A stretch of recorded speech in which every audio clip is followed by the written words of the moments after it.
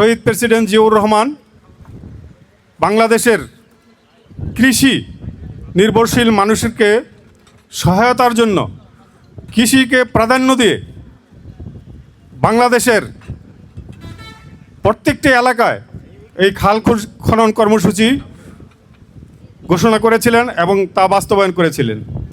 তারই ধারাবাহিকতায় তারই সুযোগ্য সন্তান বাংলাদেশের আবার নতুন করে সেই খালগুলোকে পুনরুদ্ধার এবং নতুন খাল খনন করার জন্য কর্মসূচি ঘোষণা করেছেন। তারই ধারাবাহিকতায় আজকে আমরা এই রসুলিয়া ইউনিয়নে খাল খননের শুভ উদ্বোধন করতে যাচ্ছি। এই খাল খননের মাধ্যমে কৃষকদের যেই সেচ সেটা অনেকটা লাঘব হবে। তা আমরা পর্যায়ক্রমে সিরাজদি খান, শ্রীনগর তথা মুন্সিগঞ্জের একের যেই খালগুলো আছে আমাদের এমপি মহোদয়ের মাধ্যমে এই কর্মসূচিটা আমরা বাস্তবায়ন করব।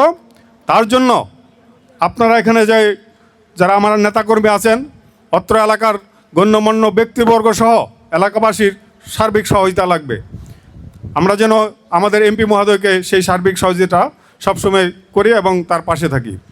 শিক্ষার মান উন্নয়নের জন্য এই মুন্সিগঞ্জে একটি ভার্সিটি ঘোষণা করে বাস্তবায়ন করবেন, প্রতিষ্ঠিত করবেন এবং স্বাস্থ্যসেবাকে উন্নত করার জন্য একটি হাসপাতাল, মেডিকেল কলেজ সহ হাসপাতাল করবেন।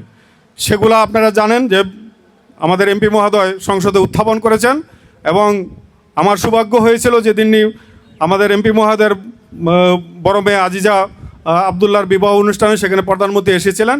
সেখানে এই দাবিটা আমাদের এমপি সাহেব তুলেছিলেন এবং উনি প্রতিশ্রুতি দিয়েছেন যে মুন্সিগঞ্জ একই ইনশাল্লাহ এই আমাদের মেডিকেল কলেজ হাসপাতালটা হবে। তো সেদিক দিয়ে আমরা ইনশাল্লাহ মুন্সিগঞ্জ একের মানুষ অত্যন্ত ভাগ্যবান যে আমাদের এরকম একজন জনদরদি জনবান্ধব নেতা পেয়েছি, যার মাধ্যমে আমাদের এই মুন্সিগঞ্জের একের ভাগ্যটা ইনশাল্লাহ পরিবর্তন আমরা আশা করি যদি আল্লাহ আমাদের সহায় হন। তা আমি প্রচণ্ড গৌরব, আমার বক্তব্য আর বাড়াবো না, আমি এই বলে আমার বক্তব্য শেষ করছি। আমরা সবাই আগামী দিনে আমাদের এমপি মহোদয়কে সবসময় সহায়তা করবো, পাশে থাকবো। এই বক্তব্য রেখে সবার সুস্বাস্থ্য কামনা করে আমার বক্তব্য আমি শেষ করছি। আল্লাহ হাফেজ, সবাইকে ধন্যবাদ, সবাই ভালো থাকবেন। আসসালাম।